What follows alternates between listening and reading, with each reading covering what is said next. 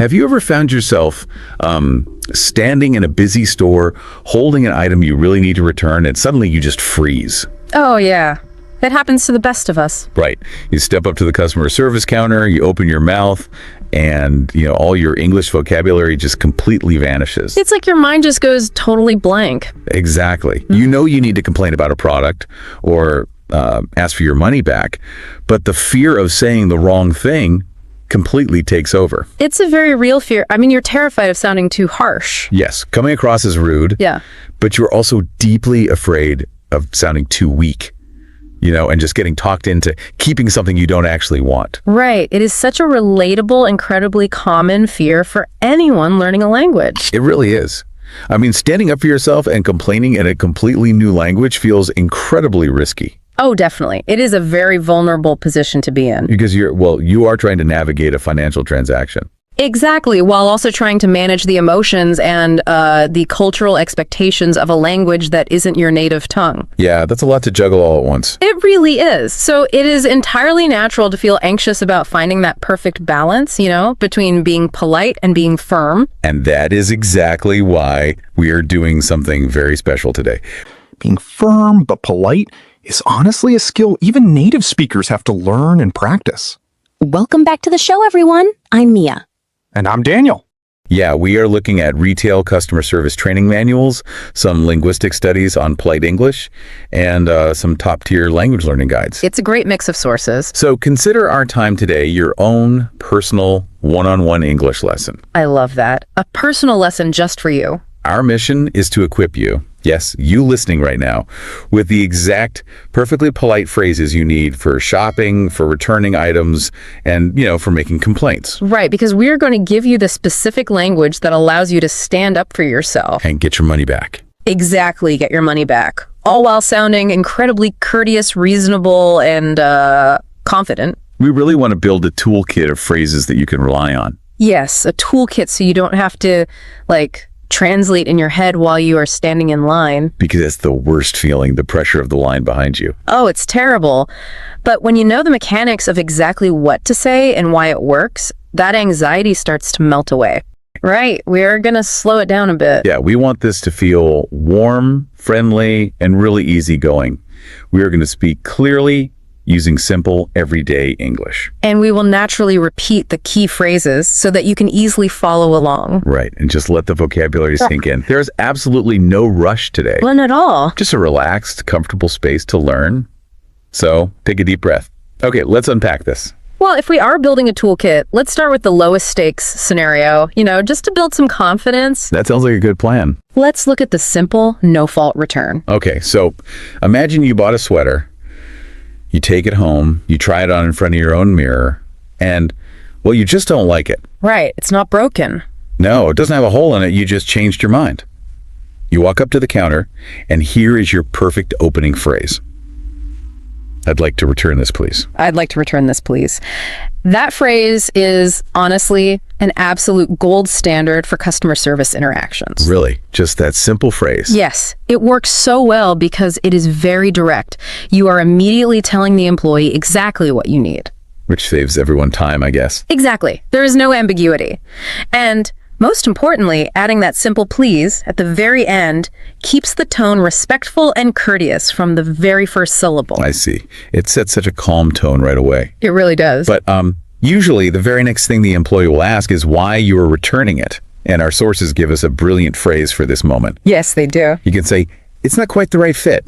It's not quite the right fit. Now, I have to push back on this a little bit because I am genuinely curious about the mechanics here. Oh, sure. Go ahead. Why is it necessary to add those extra words, not quite? I see where you're going with this. Right, because isn't it just simpler to say it doesn't fit? To me, fitting into clothing is like a simple math equation. A math equation. Yeah, like 2 + 2 = 4. A puzzle piece either fits into the puzzle or it doesn't. So why do we need to add the fluff? That is a wonderful question, and it really gets to the heart of how English speakers use language to manage social friction. Social friction, okay.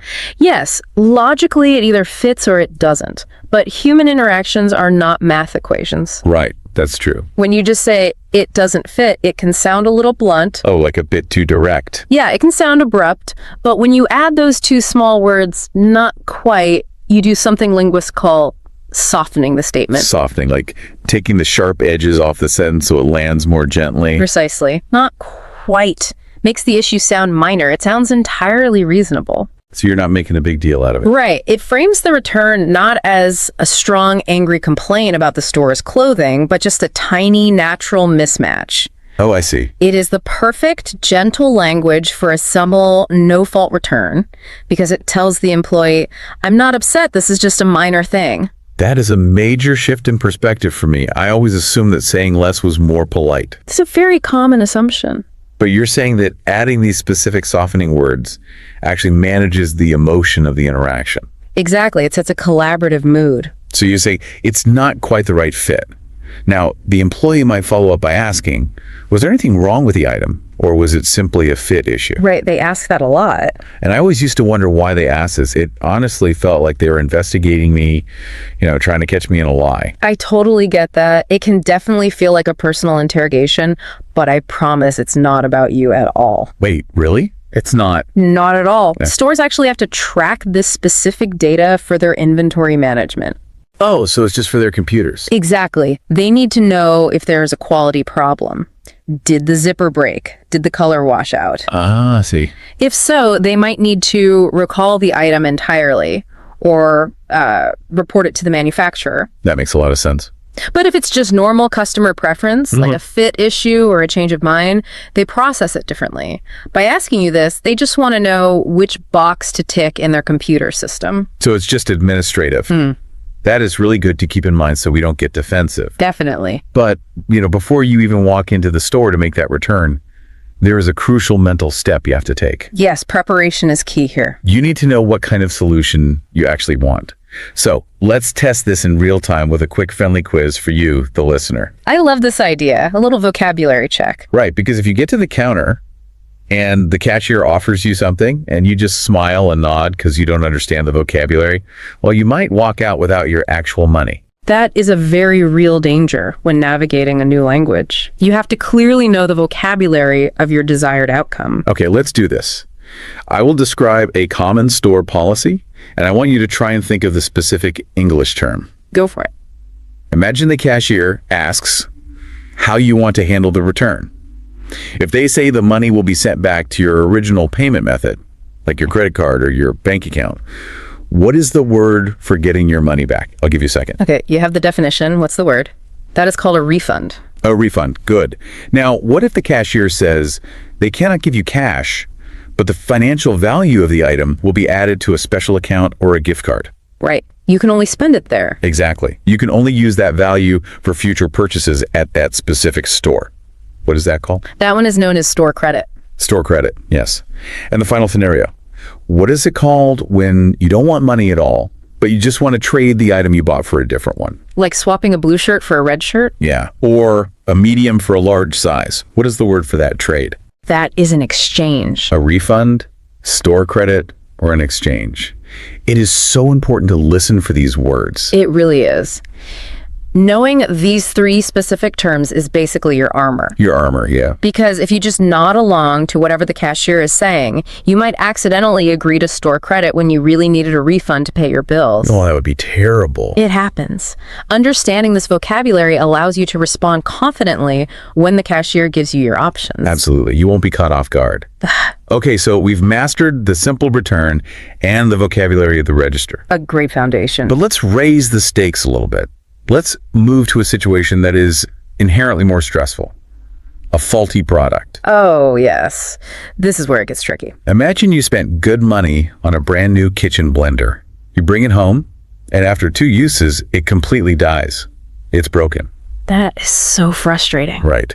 Now, you are not just returning a sweater you didn't like. You are genuinely a little frustrated. The emotions are running much higher here, which makes finding that polite, measured English even more crucial to getting what you want. So you walk up to the counter with this heavy, broken blender.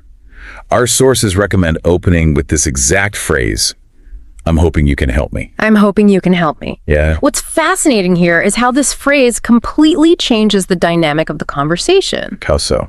Well, if you march up and aggressively accuse them, if you say, "You sold me a broken blender," it's like throwing a physical ball right at their face. Oh, wow. Their only human instinct is to immediately put their hands up to block it. You put the employee on the defensive. That makes total sense. If someone attacks, your immediate instinct is to block and defend. Exactly. But when you start with, "I'm hoping you can help me," you instantly frame the interaction as collaborative. Like you're on the same team. Yes. Mhm. You are signaling that you view the employee as an ally, a partner. Visually, it's like you are inviting them to come around the counter and stand on the same side of the table as you. Looking at the broken blender together to solve the mystery. Exactly. It is incredibly disarming. I'm hoping you can help me. It's brilliant. Then you have to introduce the actual problem. You can say, unfortunately, it stopped working. Right. Listen to that first word, unfortunately. Why do we lean on that word? Unfortunately is doing a lot of heavy lifting in that sentence. Like softening again. Yes. It signals genuine disappointment without sounding aggressive. It is a soft, highly natural way to introduce negative news in English. Oh, I see. It quietly tells the employee, "I am sad about this. This is a bad situation," while keeping your overall tone very calm and measured. It's so much more productive than shouting, "This thing is garbage." It really is. So you've introduced the problem. Now you need to explain what happened. And our sources suggest being very detailed. You might say, "It worked fine the first 2 times, but on the 3rd try, it just wouldn't turn on." Yes, specific details. Now I have to stop and ask, why tell them a whole story? What do you mean? Well, when I go to a restaurant and I order a burger, I don't tell the waiter about how I woke up hungry and thought about cows all morning. That's hilarious. I just say, "I want a burger." So to save time, why not just put the blender on the counter and simply say, "It's broken"? I love the restaurant analogy, but here is why registering a complaint is very different from placing a simple order. It all comes down to credibility. Credibility. Yes. If you just drop the blender and vaguely say it's broken, the employee immediately has to wonder what happened. Right. Did you drop it on the floor? Did you put a rock in it? Did you plug it in wrong? Oh, I see. Because it's a machine, they don't know whose fault it is yet. They have to figure out if I broke it or if the factory broke it. Correct. But when you provide specific, clear details like it worked fine twice, but on the 3rd try it wouldn't turn on, you sound highly credible. You're proving you didn't do anything crazy to it. Exactly. You proactively prove that you used the item correctly. You give the employee enough logical information to properly assess that this is a manufacturing defect, not user error. Wow, that's smart. The specific detail makes your complaint believable and easy for them to act on. That is fascinating. You aren't just complaining, you are building a tiny, polite legal case for your blender. Exactly right. Now, once they agree to help you, you need to tell them your goal. A great phrase to use is, "I think I'd actually prefer a replacement, if that's possible."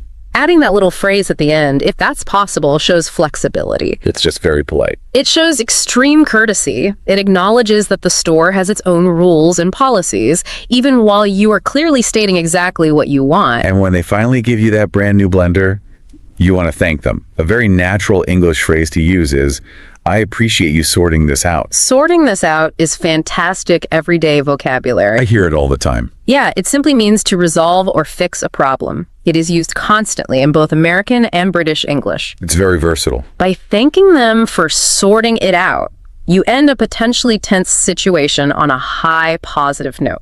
Okay, so we've handled the simple return, and we've successfully swapped out the broken blender. We are doing great. But what happens when the situation is just, well, messy? Sometimes it is. Yeah. Sometimes, despite your polite openings, things get complicated and you have to escalate the issue. Maybe a product didn't meet your expectations, or a completely wrong item was shipped to you. Or you ordered something online and it arrived shattered in the box. Escalation is where your understanding of tone and your exact phrasing become your absolute most important tools. Absolutely vital. Let's weave through a few of these tricky situations. Let's say you bought something, it's not broken, but the quality is just poor, it didn't meet your expectations. You can say, "This isn't quite what I expected." Notice how gentle that phrasing is. Yeah, it's not angry. It doesn't insult the product or the store. It just frames the issue around your personal expectations. It's very diplomatic. But what if a genuine error occurred? You were handed the wrong item entirely. You ordered a coffee. You got tea. You ordered shoes. You got socks. That's annoying. Right. Instead of saying, you gave me the wrong thing, Yeah. you can say, I think there's been a mistake. This isn't actually what I ordered. I think there's been a mistake. This is a perfect time to talk about the linguistic concept of the passive voice. Right. Because instead of saying, you made a mistake, which points a finger directly at the person, we are just observing that a mistake somehow exists in the room. Exactly. That is the beauty of the passive voice in a conflict. It physically removes the word you from the sentence. It takes the blame away. Right. When you say, you gave me the wrong item, the employee feels attacked and will naturally become defensive. Just like with the blender. But when you say, there has been a mistake, you remove the blame. You are just pointing at a problem that the two of you can fix together. Have you ever used this one in real life? Oh, I actually used this last week at a coffee shop when I was given a latte with regular milk instead of oat milk. Did it work? It worked perfectly. I just smiled and said, I think there's been a slight mistake with this order. And the barista apologized and fixed it immediately with zero tension. It's like magic. It completely lowers their defenses. It really does. Now, what if the quality of something is just undeniably bad? You can say, I'm a bit disappointed with the quality of this. Is there anything you can do? Asking, is there anything you can do, is a secret weapon. A secret weapon. Yes. It keeps your tone measured because you say you are just a bit disappointed. And by asking them what they can do, you invite the employee to creatively offer a solution. Oh, rather than me aggressively demanding one. Exactly. It empowers them to be the hero who helps you. That's a great way to look at it. And for online shopping, if you open the box and the item is shattered, you can write or say, my order arrived damaged. Could you let me know how to proceed with a return or replacement? How to proceed. This is perfect for emails or phone calls. It's very professional. It clearly states the problem, arrived damaged, and then immediately asks for the specific next steps, which cuts through any confusion. But what if you are doing all of this? You are using the passive voice, you are being collaborative, and the employee just isn't helping you. Sometimes that happens, unfortunately. Yeah. Sometimes you simply have to ask for a manager. And there is a right way and a very wrong way to do this. The phrase you want to use is, would it be possible to speak with a manager? If we connect this to the bigger picture, this phrase is the perfect example of how the underlying request completely changes based on your phrasing. Right. Because you could just demand, get me your manager. Exactly. Get me your manager is an aggressive command. It is abrupt, it is rude, and it will immediately make everyone in the store tense. It's definitely hostile. But the goal is exactly the same. By framing it as a gentle question, would it be possible to? You remain courteous, non-demanding, and professional, while still firmly getting exactly what you need. Would it be possible to? You can use that structure for anything. Would it be possible to get some water? Would it be possible to sit by the window? It's a great everyday tool. It truly is. But we have to address something deeply crucial here. Perfectly polite vocabulary, like all the wonderful phrases we just practiced, is honestly not enough on its own. Wait, really? We just spent all this time learning the exact words. The words are vital, but your tone of voice, your pacing, and your overall physical demeanor matter enormously when escalating a complaint. Oh, I see. If you scream, would it be possible to speak with a manager, at the top of your lungs, the polite words won't save you. Yeah, that would still be terrifying. You must strive to stay calm, keep your voice steady, and breathe.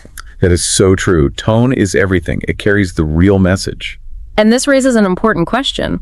What happens if you are polite, you are calm, but you don't actually tell them what you want? Like you just complain without a goal. Yes. What if you just express your frustration? This blender is broken. I am so sad. I have to make soup. This is terrible. Well, the employee would probably just stare at you and say, I'm sorry. Exactly. If you just express frustration without a clear direction, the employee genuinely cannot help you effectively. They are not mind readers. That makes sense. You must clearly state your desired outcome. Remember our quiz. You have to say, I would like a refund, or I would prefer an exchange. Right. You have to use the vocabulary. If you don't clearly state the goal, you will both just be trapped in an endless awkward circle of apologizing and complaining. So you have to state your goal, use your polite phrases, and keep your tone calm. So what does this all mean? What's the takeaway here? Let's bring all of this together. It means that you absolutely can advocate for yourself in English. You don't have to freeze up at the register. Definitely not. By being clear, by being polite, and by framing things collaboratively, using phrases like, I'm hoping you can help me, you can confidently solve these stressful shopping situations. You really can. And my best advice is to take the phrases we practiced today and say them out loud in your own home. Oh, like practice before going to the store. Yes. Role play. A return scenario with a friend or a language partner. The physical act of speaking these words out loud builds genuine muscle memory, so the vocabulary is there when you need it. Practice makes perfect. And I want to leave you with a comforting thought that came directly from our source material today. It's a very reassuring point. If you still feel nervous about doing this, if you still worry about finding that exact, delicate balance of being firm but polite, please know that you are not alone. Not at all. This is a delicate social skill that even native English speakers have to actively learn and practice throughout their lives. Native speakers get nervous returning things too. It's so true. I get nervous sometimes. Native speakers sound too harsh or too weak all the time. It is a tricky human interaction, not just a language test. It is entirely human to find conflict uncomfortable. Which actually makes you wonder, if native speakers are also terrified of these interactions, is the modern customer service system designed to be linguistically intimidating on purpose? Oh, that's an interesting thought. Right. Are these hurdles there so we just give up, avoid the awkward conversation, and keep the items we don't want? It certainly feels that way sometimes. It's definitely something to think about the next time you're standing in line. Yeah. But whatever their goal is, you now have the toolkit to navigate it. Take a deep breath. Remember, you are on the same side of the table, and you've got this.